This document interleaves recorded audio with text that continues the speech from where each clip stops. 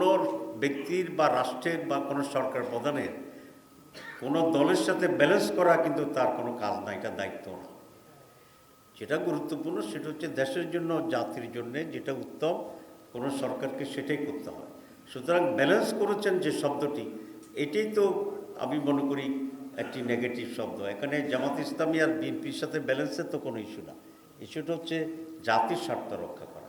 তা আমরা মনে করি যে উনি যে আদেশ দিয়েছেন সেটা সঠিক হয়েছে, কিন্তু আদেশের যেটা কনসেনসাস কমিশন যেভাবে বলছে সেখানে উনি কিছুটা ব্যত্যয় ঘটিয়ে দিয়েছেন, এটা করাটা সমীচীন হয়নি আমাদের কথা। আর 2 নম্বর, আমরা সশকে বলছি, আমরা এখনও বলছি গণভোট এবং জাতীয় নির্বাচন দুটি একেবারে ভিন্ন ইস্যু।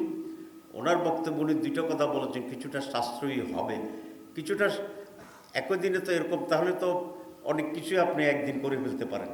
তা আমরা তো সেটা করছি না, কারণ জনগণের স্বার্থেই তো দেশের বাজেট, সেখানে কিছুটা টাকা খরচ হলো যেটা জাতির জন্য, দেশের জন্য কল্যাণকর, আমাদেরকে সেটা করতে হবে। কেউ যদি কথা বলে যে জাতীয় নির্বাচন করার জন্য বহু টাকার প্রয়োজন হবে, তো তাহলে কি আপনি জাতীয় নির্বাচন করবেন না? এটা তো আপনাকে করতে হবে। তো এগুলো একেবারেই একটা খোঁড়া যুক্তি এবং এটা কোনো যথার্থ নয়।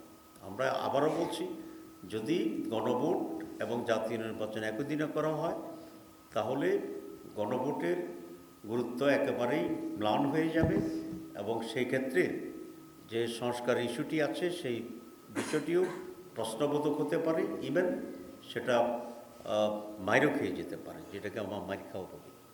তো আমরা সেজন্য আবার পুনর্ব্যক্ত করছি, এখনও সময় আছে। উনি গণভোটের ডেটটি আলাদাভাবে নতুন করে ঘোষণা করবেন এবং গণভোটের রায়ের ভিত্তিতেই জাতীয় নির্বাচন অনুষ্ঠানের জন্য ব্যবস্থা গ্রহণ করবেন।